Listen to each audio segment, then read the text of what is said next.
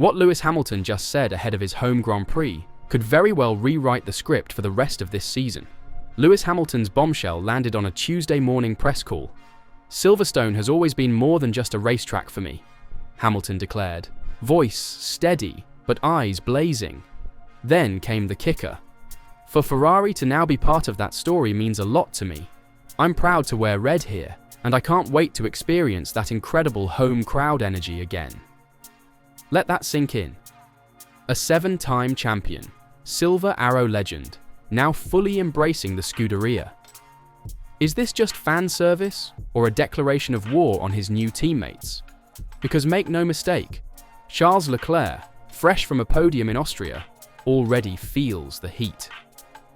"We saw a step forward," Leclerc told about the SF25's new floor iteration.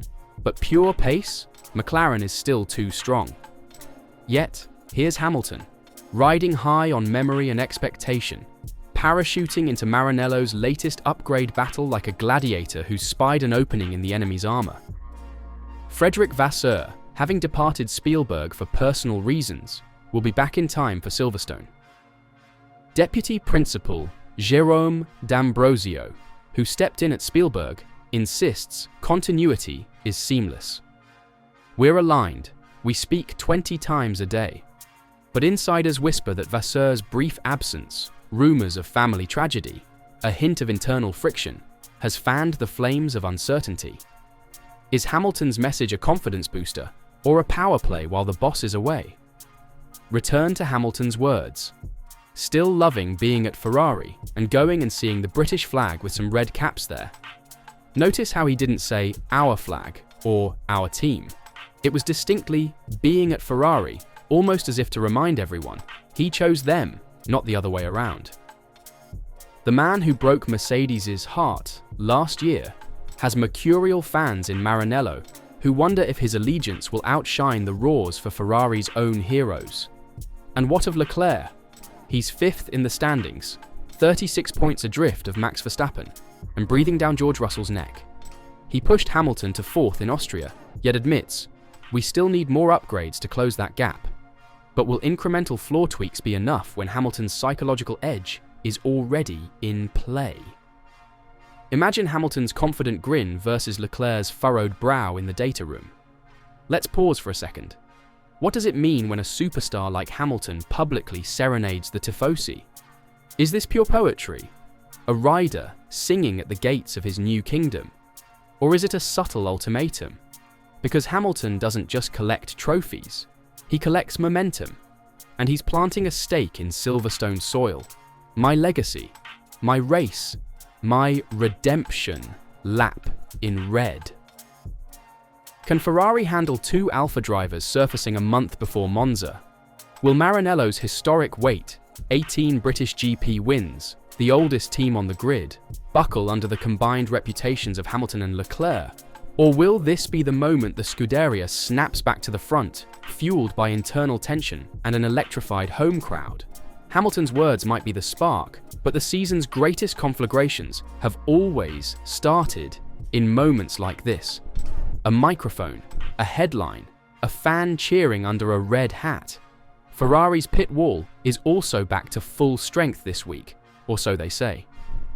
Fred Vasseur returned to Silverstone with a steely calm that belied the storm whipping through Maranello's corridors. After Austria, we move on to Silverstone, a very different type of circuit, and one of the real classics, he told the media, eyes fixed on the horizon. He spoke of capitalizing on positive momentum after the SF25's floor upgrade paid dividends in Austria, and promised to concentrate on ourselves, aiming to put together another clean weekend. But beneath that polished statement lies a tension that could shatter the Scuderia's unity. Lewis Hamilton's psychological rallying cry, Charles Leclerc's quiet frustration, and whispers of a team principal unsettled by personal tragedy. Jérôme D'Ambrosio tried to smooth the edges when he stepped in at Spielberg. "We're aligned. We speak 20 times a day," he insisted, insisting continuity was seamless. Yet the rumor mill churned faster than the cars on the high-speed Silverstone straights. Was Vasseur battling family grief? Was there more than personal reasons to explain his sudden departure? In the paddock, speculation breeds doubt, and doubt can be fatal when margins are measured in tenths of a second. Now, the stakes are higher. A win for Ferrari here doesn't just count as silverware. It's vindication that Hamilton's fan-fueled declarations won't fracture the paddock's most storied team. Meanwhile, Charles Leclerc has his own battle. Fifth in the standings, 36 points adrift of the championship pace, he admitted, "We still need more upgrades to close that gap. McLaren is too strong."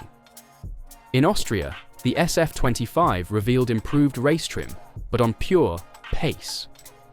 The McLaren duology of Norris and Piastri remains elusive. "We'll have to wait 2 or 3 races to judge the upgrade properly," Charles cautioned, even as he vowed the factory would push flat out to deliver the next flaw, the next diffuser, the next edge of performance. But how do you engineer confidence when your new teammate arrives wrapped in a red flag parade and historical reverence? Let's rewind. Silverstone wasn't just any track for Hamilton. It's the ground where he first tasted F1 glory in 2008, the arena where he delivered a 9th home win last year.